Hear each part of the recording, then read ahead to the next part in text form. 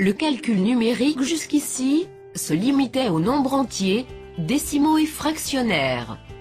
C'est sans doute en voulant mesurer la diagonale du carré unité que l'histoire des racines carrées a commencé.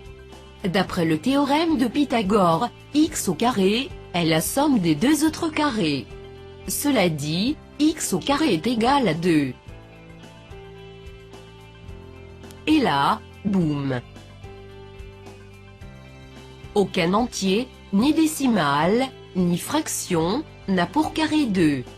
Pour résoudre ce problème, on introduisit dans l'univers des mathématiques un nouveau nombre dont le carré serait égal à 2, la racine carrée de 2.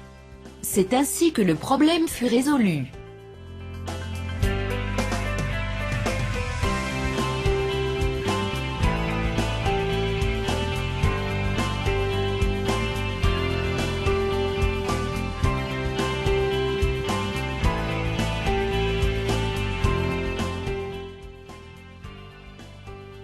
Nombre rationnel est le nom qu'on donne aux entiers, décimaux et fractions.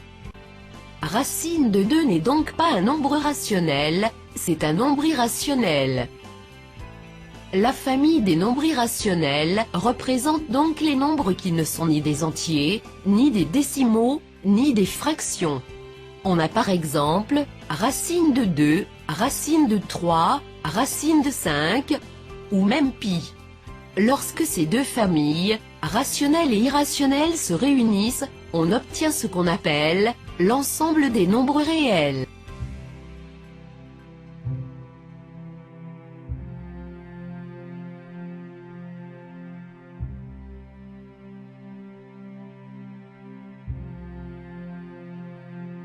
Présentons quelques particularités de la racine carrée. Elle n'est faite que pour des nombres positifs. Lorsque le carré et la racine carrée se croisent, les deux disparaissent. Ceci s'explique par leur définition.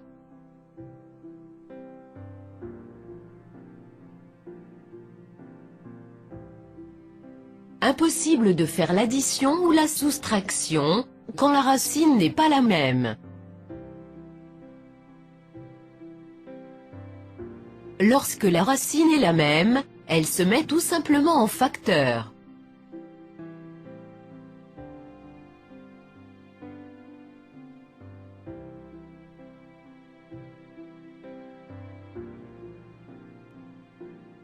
Pour multiplier un entier par une racine carrée, il suffit de les coller. Pour multiplier deux racines de 3 par 5 racines de 7, on multiplie les nombres de l'extérieur entre eux, et ceux de l'intérieur entre eux.